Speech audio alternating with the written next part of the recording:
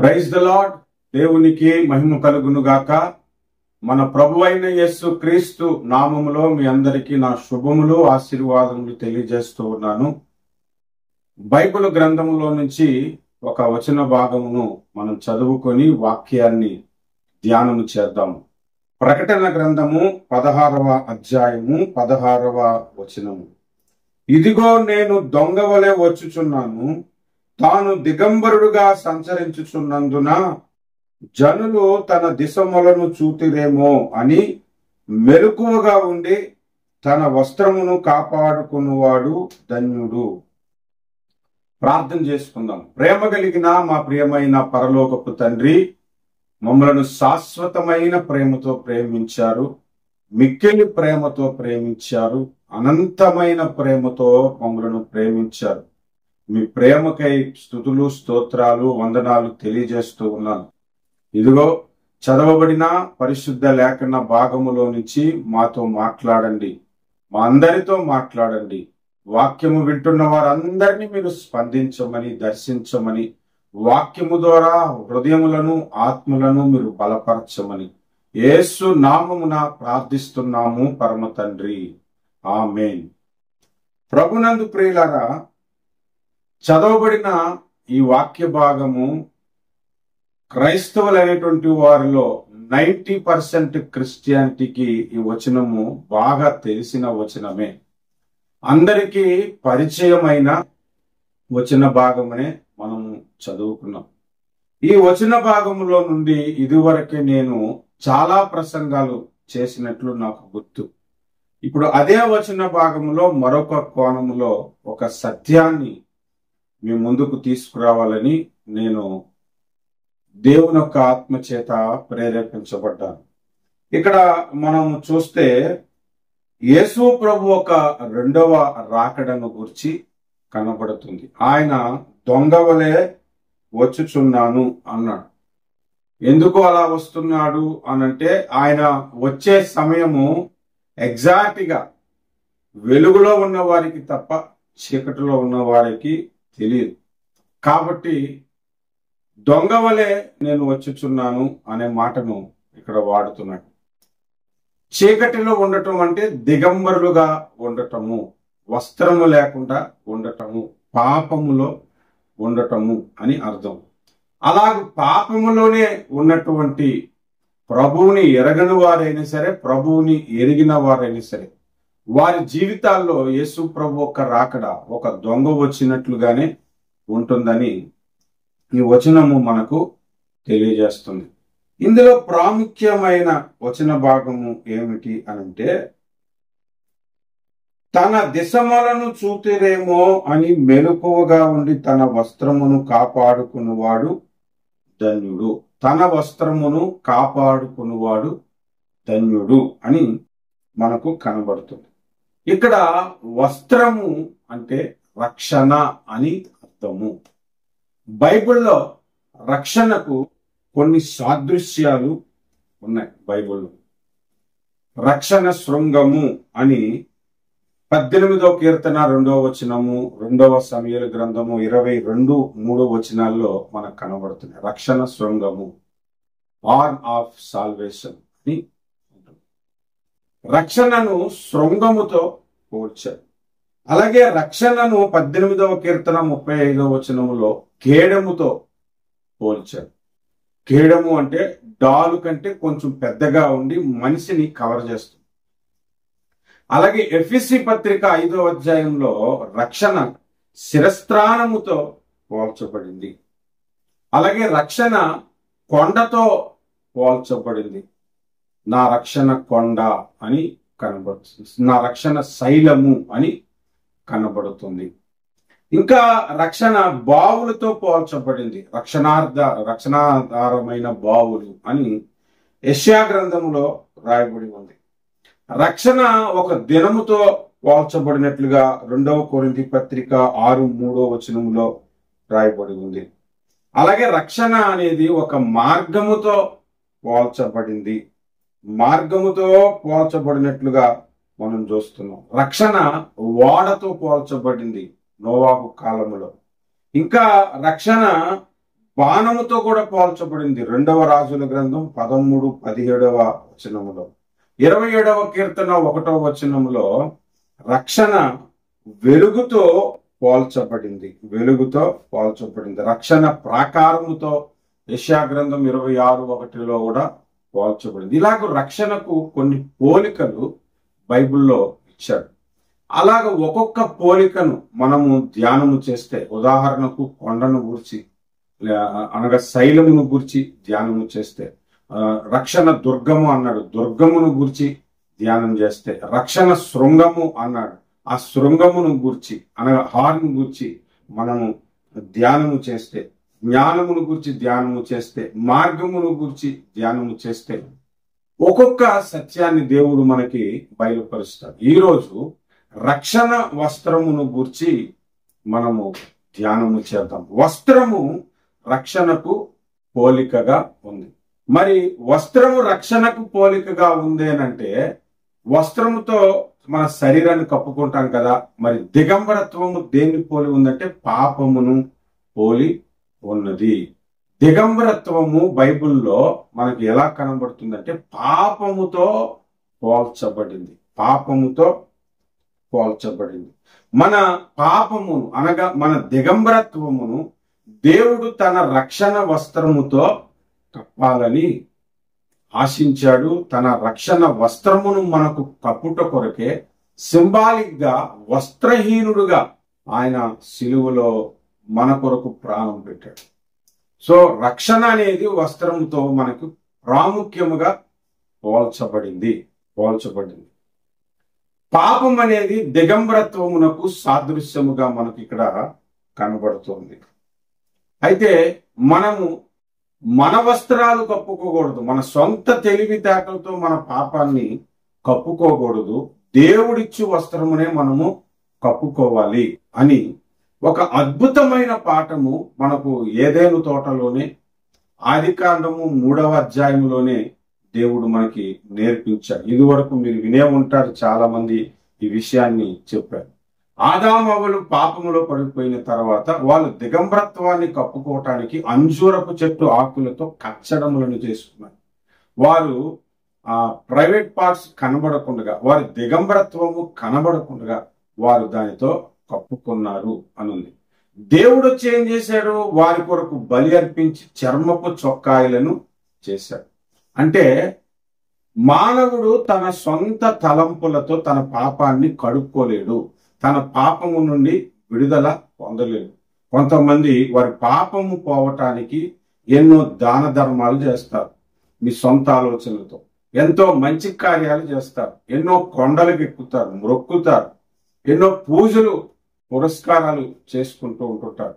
వీటి వలన మన సొంత ఆలోచనలతో మనం చేసుకునే ప్రయత్నాల వలన మన పాపం పోదు. మన పాపం పోవటానికి దేవుడే ఒక బలి ఇవ్వాలి అనే ఒక అద్భుతమైన పాఠాన్ని దేవుడు మనకు ఆదికాండం 3వ అధ్యాయంలోనే మనకు నేర్పించారు. కనుక మన సొంత వస్త్రములు మనకు కాదు ఉండాల్సింది, కానీ దేవుడిచ్చు రక్షణ వస్త్రమును మనము మొదటిగా ధరించుకోవాలి. అది దేవుడు మనకి ఇక్కడ నేర్పుతున్న అద్భుతమైన పాఠం.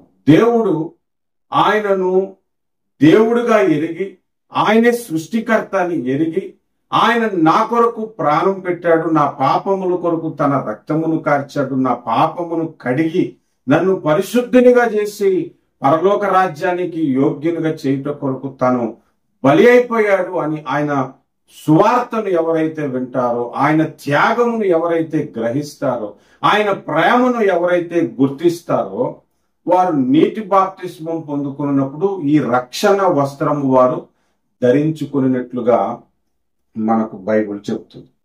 కనుక ఆ రక్షణ అనే వస్త్రమును మనము చివరి వరకు కాపాడుకోవాలి, చివరి వరకు. అందుకే వస్త్రాన్ని రక్షణతో పోల్చిన ఒక వచన భాగాన్ని నేను మీకు చూపెడతాను, దయచేసి చూడండి.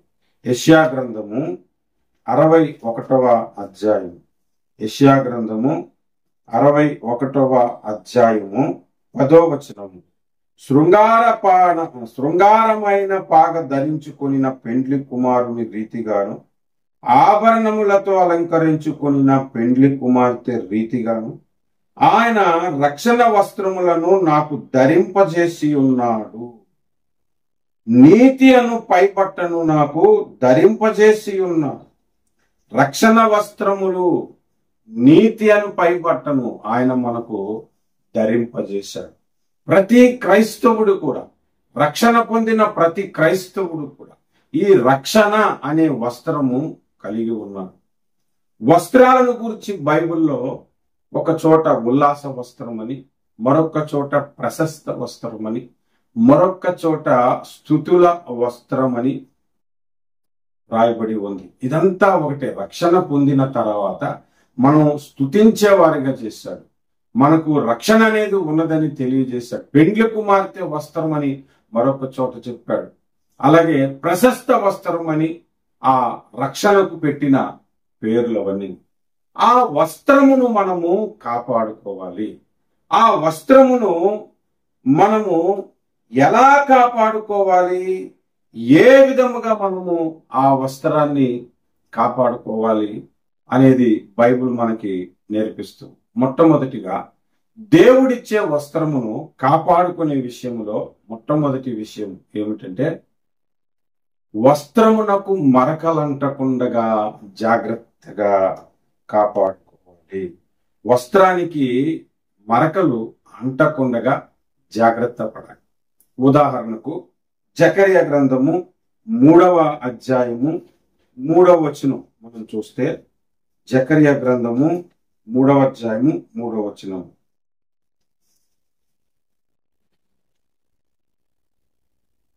యెహోషువ మలిన వస్త్రములు ధరించిన వాడై దూత సముఖములో నిలవబడి ఉండగా. ఇక్కడ సందర్భం ఇప్పుడు నేను వివరించడానికి ఇష్టపడట్లేదు, కానీ మలిన వస్త్రము అంటే బాగా మసైపోయిన వస్త్రాలన్నమాట. మరకలంటిన వస్త్రముతో అక్కడ ఉన్నాడు.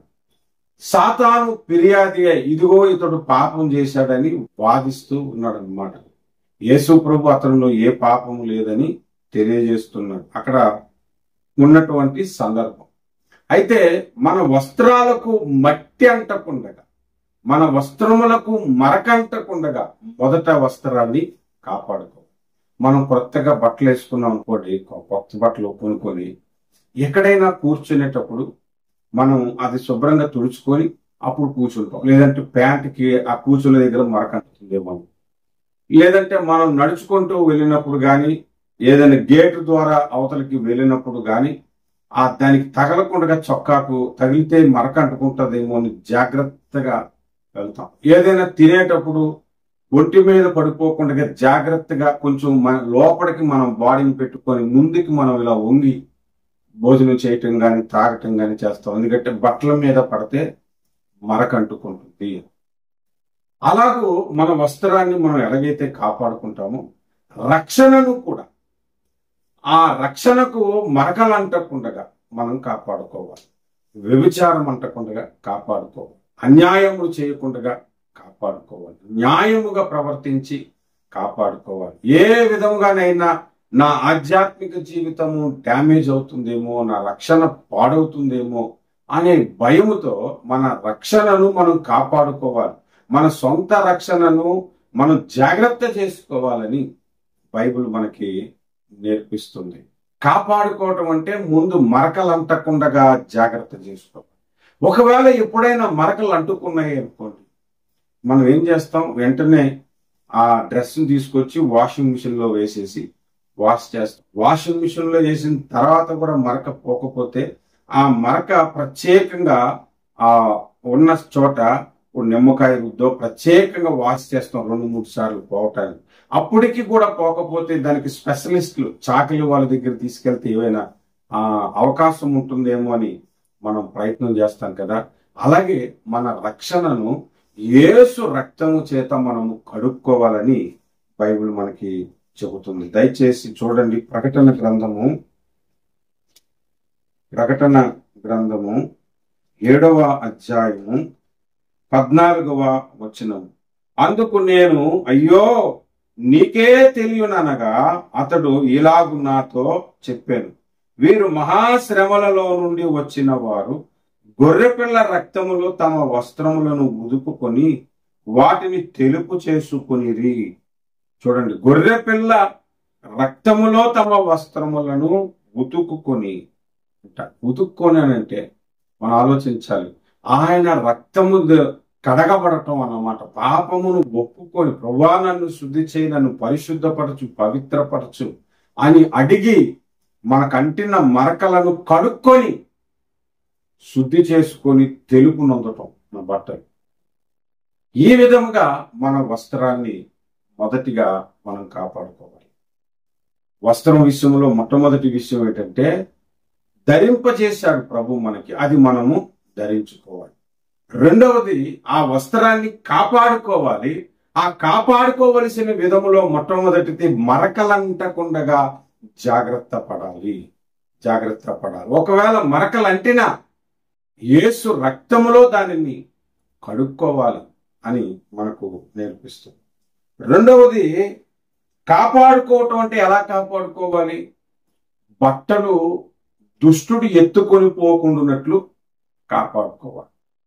ఒకప్పుడు ఇంటి బయట బట్టలు ఆరేస్తే బయట కాపలా ఉండాల్సి వచ్చేది. ఇప్పుడంటే అన్ని అపార్ట్మెంట్స్ వచ్చి బట్టలు ఎవరు ఎత్తుకొని పోవట్లేదు, కానీ ఇల్లు ఒకటి ఉండేది, దూరంగా వెళ్ళి ఎక్కడో చెట్టుకి తాడు కట్టుకొని బట్టలు ఆరేసుకునేవారు. ఆ బట్టలు ఎవరు ఎత్తుకోపోకుండా మరలా ఒకరు కావలి కాస్తుండేవారు. నా చిన్నతనంలో బట్టలు ఎత్తుకుపోయే దొంగలు కూడా ఉన్నారు. బైబిల్లో చూస్తే ఒక సందర్భంలో లూకా సువార్త 11వ అధ్యాయము, లూకా సువార్త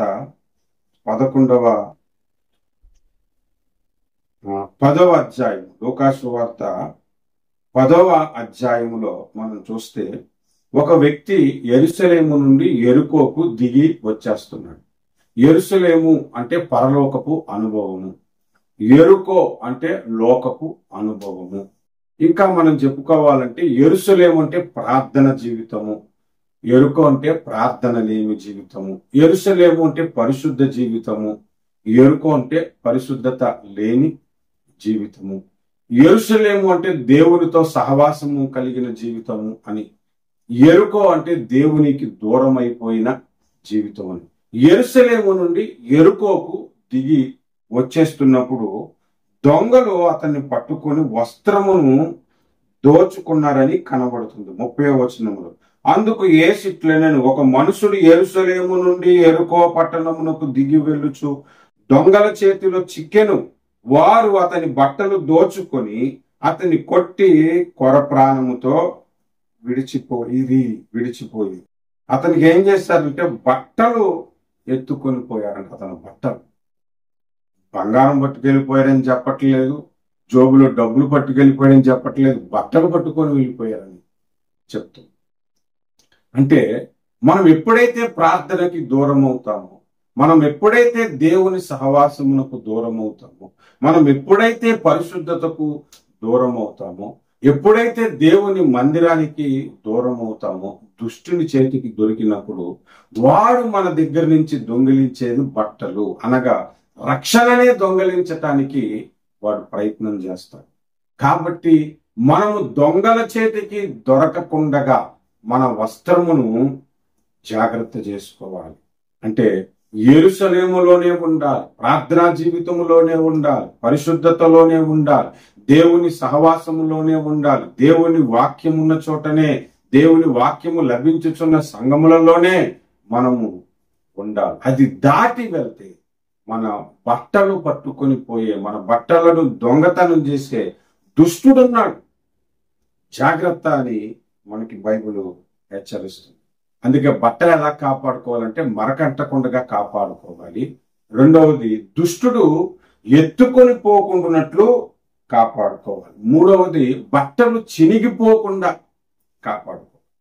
బట్టలు చినిగిపోకుండా కాపాడుకోవాలి. చినిగిపోకుండా కాపాడుకోవాలంటే మీకు ఒక బైబిల్లో నుంచి ఒక వచనాన్ని చూపెడతాను, చూడండి.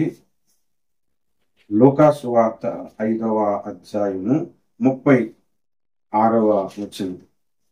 లూకా సువార్త 5వ అధ్యాయము 36వ వచనం. ఇది ఎట్టి మాట, 5వ అధ్యాయం 36వ వచనం అండి.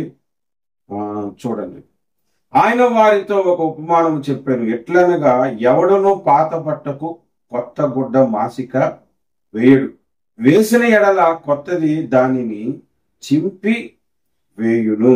అదియోగాక కొత్త దానిలో నుండి తీసిన ముక్క పాత దానితో కలియదు అని చెప్తున్నాడు. ఇదే మాట మరలా మనకు మార్కు సువార్త 2:21 కూడా కనబడుతుంది. పాత బట్ట కొత్త బట్ట.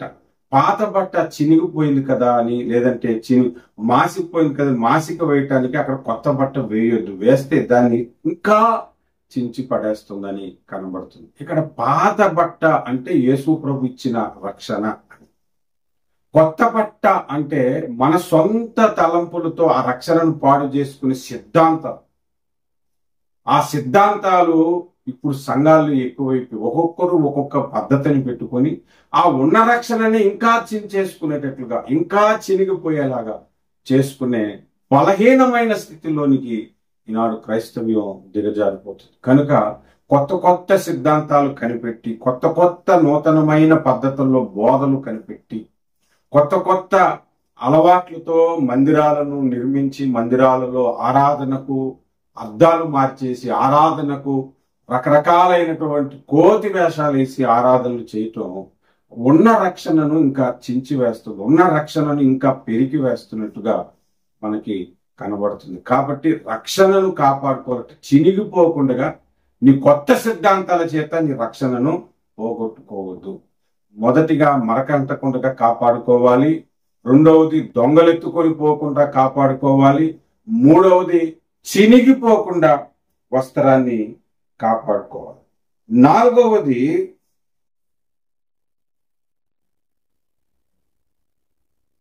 మనకున్న బట్టను పోగొట్టుకోకూడదు. మన సొంతంగా మనం పోగొట్టుకోకూడదు. దొంగలు దోచుకోవటం వేరు, మనమే మన వస్త్రాన్ని పోగొట్టుకోవటం వేరు. చూడండి, మన వస్త్రాలు ఎవ్వరూ దోచుకొని పోరు, కానీ ఒక్కోసారి మనం బయట ఆరేసేటప్పుడు గాలికి ఎగిరిపోతుంటాయి. అది ఎక్కడికో ఎగిరిపోయి ఏ కాలంలోనూ పడిపి కొట్టుకొని పోవచ్చు. అజాగ్రత్త అన్నమాట. మన రక్షణ ఆ విధంగా కూడా పోగొట్టుకునే వాళ్ళు ఉంటారు. ఉదాహరణకు, తప్పిపోయిన కుమారుడు తండ్రి యొద్ద ఆస్తిని తీసుకొని భాగాలు వేసుకుని అక్కడి నుంచి దూరదేశమునకు పోయి ఇక పందుల పొట్టు కూడా తినటానికి లేని స్థితిలోనికి దిగజారిపోయి మరలా తిరిగి తండ్రి వద్దకు వచ్చిన ఆ సందర్భం మనకు తెలుసు. లూకాసు వార్త 15వ అధ్యాయం. ఆ సందర్భంలో అక్కడ మనకు ఒక ప్రత్యేకమైన మాట కనబడుతుంది. 22వ వచనం. అయితే తండ్రి తన దాసులను చూచి ప్రశస్త వస్త్రము త్వరగా తెచ్చి వీనికి కట్టి, వీని చేతికి ఉంగరము పెట్టి, పాదములకు చెప్పులు తొడిగించి, క్రొవ్విన దూడని తెచ్చి వధించుడి, మనం తిని సంతోషించదము అన్నాడు. ఆయనకి ఏం తెచ్చి ఇచ్చాడంటే ప్రశస్త వస్త్రములు కట్టమన్నాడంట. అంటే ఆయనకు ఆల్రెడీ ఉన్న వస్త్రము పూర్తిగా మాసిపోయి, పాడైపోయి, చినిగిపోయి ఇంకా ఉపయోగము లేని స్థితిలో ఉంటే ప్రశస్త వస్త్రాలను దేవుడు ఇచ్చాడు. అంటే తప్పిపోయిన కుమారుడు ఏం చేశాడు? తన వస్త్రమును తానే పోగొట్టుకున్నాడు, తానే పాడు చేసుకున్నాడు, తానే అది పోగొట్టుకునే స్థితికి దిగజారి. కనుక వస్త్రమును కాపాడుకునే విషయంలో మొట్టమొదటిగా మరకలంటకుండా కాపాడుకోవాలి. రెండవది దొంగలెత్తుకొని పోకుండాన్నట్లు కాపాడుకో. మూడవది నీ సిద్ధాంతాలు, కొత్త కొత్త సిద్ధాంతాలు కనిపెట్టి నీ రక్షణను పోగొట్టుకోకూడదు. కొత్త కొత్త సిద్ధాంతాలను తీసుకొచ్చిన వారి జోలికి మీరు పోకూడదు. నాలుగవది నీ స్వలాభము కొరకు, నీ సంతోషము కొరకు, నీ స్వార్థము కొరకు ఇష్టానుసారంగా నీవు జీవించి నీ రక్షణను నీవు పోగొట్టుకోకూడదు. ఈ వస్త్రాన్ని ఆ విధంగా కూడా కాపాడుకో. మరొక మాట మనం చూద్దాం. వస్త్రము ఎలా కాపాడుకోవాలి అనంటే, మెలకువగా ఉండి తన వస్త్రమును కాపాడుకునేవాడు ధన్యుడు. మెలకువగా ఉండి అంటే మత్తయి సువార్త 26వ అధ్యాయంలో యేసు ప్రభు వారు నాతో పాటు ప్రార్థనలో ఉండండి అని కొంచెం దూరం వెళ్ళి ప్రార్థిస్తే శిష్యులు నిద్రపోతున్నారు. అప్పుడు యేసు ప్రభు అంటారు, నాతో పాటు మెలకువగా మీరు ఉండలేరా అని. అలాగే లూకాసు వార్త 21:18 కూడా 21:18 కూడా 18 కాదు 36 కూడా, కాబట్టి మీరు జరగబో వీటినల్లా తప్పించుకొని మనిషి కుమారుని ఎదుట నిలవబడుటకు శక్తి గలవారగునట్లు ఎల్లప్పుడూ ప్రార్థన చేయొచ్చు మెలకువగా ఉండుడని. అంటే మన రక్షణ పోగొట్టుకోకుండా కాపాడుకునే పద్ధతి మొట్టమొదటిగా ప్రార్థన, వాక్యము, సహవాసము, ఇవన్నీ మన వస్త్రము పోగొట్టుకోకుండా కాపాడేది. కనుక ప్రార్థనా జీవితమునకు దూరము కాకండి, స్తుతించటానికి దూరము కాకండి, దేవుని సహవాసమునకు దూరము కాకండి, దేవుని వాక్యానికి దూరము కాకండి, దేవుని మందిరానికి దూరము కాకండి. ఎంతకెంతకి దేవునికి సమీపముగా ఉండటానికి, దేవుని హత్తుకొని జీవించటానికి ప్రయత్నించాలి. దానిని మెలకువగా ఉండటం, కాపాడుకునే పద్ధతి. ఇప్పుడు చూడండి, వస్త్రము మొదట ధరించుకోవాలి, రెండవది వస్త్రాన్ని కాపాడుకోవాలి, మూడవది వస్త్రాన్ని ఎలా కాపాడుకోవాలో చెప్పుకున్నాం, నాలుగవది వస్త్రము లేకుండా దేవుని రాజ్యములో మనము అడుగు పెట్టలేము. యేసు ప్రభు వారు ఒక ఉపమానం చెప్పారు. మత్తయి సువార్త 22:1 పరలోక రాజ్యము తన కుమారుని పెండ్లు విందు చేసిన ఒక రాజును పోలి ఉన్నది. 22:2 మనకు కనబడుతుంది. ఆ విందుకు కొందరిని పిలిచాడు, రాలేదు. కొందరు ఇష్టపడలేదు. ఇంకా ఊర్లో వాళ్ళందరినీ పిలవమన్నారు. పిలిచిన ప్రతి ఒక్కరికి పెండ్లి వస్త్రాన్ని ఇచ్చాడంట. ఆ వస్త్రం పట్టుకొని భోజనానికి రావాలి. అయితే ఒకడు వస్త్రము లేకుండా భోజనానికి వచ్చినట్లు ఉపమానంలో మనకి చెప్పబడుతుంది. రాజు దాన్ని పరిశీలించటానికి వెళ్ళాడంట. 11వ మనం చూస్తే, రాజు కూర్చున్న వారిని చూడ లోనికి వచ్చి అక్కడ పెండ్లి వస్త్రము ధరించుకోనని ఒకని చూచి, స్నేహితుడా, పెండ్లి వస్త్రము లేక ఇక్కడికి ఎలాగో వచ్చితివని అడుగగా వాడు మౌని అయి ఉండెను. అంతట రాజు, వీని కాళ్ళు చేతులు కట్టి వెలుపటి చీకటిలోనికి త్రోసివేయుడి, అక్కడ ఏడుపును పండ్లు కొరుకుటయు ఉండునని పరిచారకులతో చెప్పారు. ఇక్కడ భావం ఏమిటంటే, రక్షణ వస్త్రము లేకుండా మనం పరలోకానికి వెళ్ళము. మనం వెళ్ళటానికి ప్రయత్నించినా కూడా అవకాశమే లేదు. మనం పరలోకానికి వెళ్ళిన తర్వాత పంపించేస్తాడని కాదు అర్థం. అది కాదు అర్థం. పరలోకమే అసలు వెళ్ళము మనం. కానీ పెండ్లి వస్త్రము లేకుండా సంఘంలో నీవు ఉండొచ్చు. అనగా రక్షణే లేకుండా నువ్వు సంఘంలో క్రైస్తవుడిగా చలామణి ఉండొచ్చు. కానీ దేవుని రాజ్యానికి నువ్వు అర్హుడవు కావు. కనుక వస్త్రము లేకుండా దేవుని రాజ్యానికి మనము రాలేము. కాబట్టి వస్త్రము మొదట ధరించుకోవాలి, వస్త్రాన్ని కాపాడుకోవాలి, వస్త్రాన్ని కాపాడుకునే పద్ధతులను మనము అనుసరించాలి. రక్షణ వస్త్రమును పోగొట్టుకుని దిగంబరుడువై దేవునికి దూరం అయ్యేదానికంటే రక్షణ వస్త్రాన్ని ఎప్పటికప్పుడు భద్రము చేసుకుంటూ, కాపాడుకుంటూ, జాగ్రత్త చేసుకుంటూ ఉండటానికి పరిశుద్ధాత్మ దేవుని సహాయము మనము కోరుకుందాం. రండి, చిన్న ప్రార్థన చేసుకుందాము.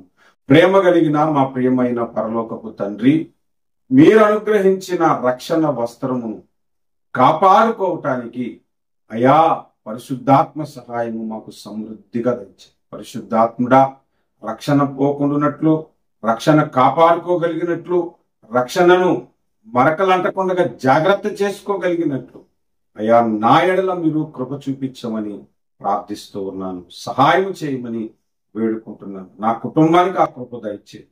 నా వర్తమానాలు వింటున్న వారికి ఆ కృప మీరు దయచేయండి. వస్త్రాన్ని కాపాడుకునే శక్తి, సామర్థ్యము మాకు సమృద్ధిగా అనుగ్రహించమని బ్రతుములాడుకుంటున్నాం. నీ కృపా బాహుల్యము చేత నడిపించి మహిమ తెచ్చుకున్నామని యేసు పరిశుద్ధ నామమున ప్రార్థిస్తున్నాము పరమ తండ్రి.